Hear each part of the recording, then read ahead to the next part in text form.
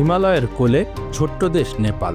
প্রকৃতির অপার সৌন্দর্যে ভরপুর এই দেশটির রাজনৈতিক ইতিহাস কিন্তু রঙিন নয়, বরং রক্তাক্ত এবং অস্থিরতায় ভরা। গত 17 বছরে নেপালে 14তম বারের মতো সরকার পতন ঘটেছে। 2008 সালে রাজতন্ত্রের অবসান ঘটিয়ে গণতান্ত্রিক প্রজাতন্ত্রে রূপান্তরিত হওয়ার পরও দেশটি এখনও খুঁজে ফিরছে স্থিতিশীলতার পথ। নেপালের রাজনৈতিক টানাপোড়েন শুরু আজকের নয়। 1951 সালে গণতন্ত্রপন্থী আন্দোলনে রানা রাজাদের পতন ঘটে। দেশটি সাংবিধানিক রাজতন্ত্রের পথে হাঁটলেও 1961 সালে রাজা মহেন্দ্র রাজনৈতিক দল নিষিদ্ধ করে পুনরায় শক্তিশালী করেন রাজতন্ত্রকে।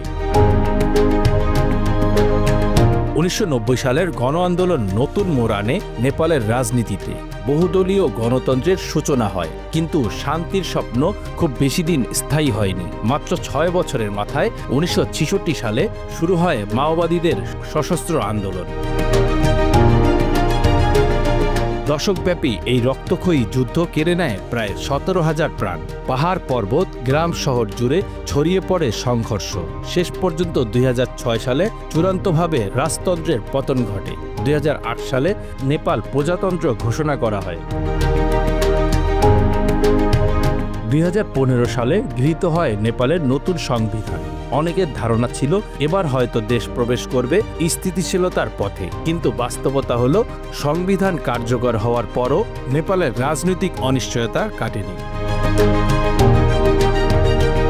রাজতন্ত্র পুনঃপ্রবর্তনের দাবিতে এখনও আন্দোলন চলছে কাঠমান্ডুর রাস্তায়।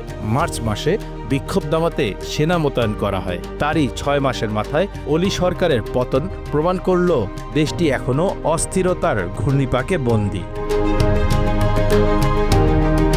তাহলে কেন এতবার সরকার পরিবর্তন হয় নেপালে? প্রথমত, রাজনৈতিক দলগুলোর মধ্যে গভীর বিভক্তি।